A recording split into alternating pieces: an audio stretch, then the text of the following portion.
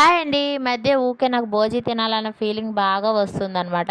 దానికోసం ఇప్పటికిప్పుడు మన కోసం ఎక్కడ పెడతారు భోజీలు, అందుకోసమని ఇంట్లోనే భోజీ స్టైల్ బెండకాయ కూరైనా చేసుకొని తిందామని చెప్పేసి చేసుకుంటున్నాను.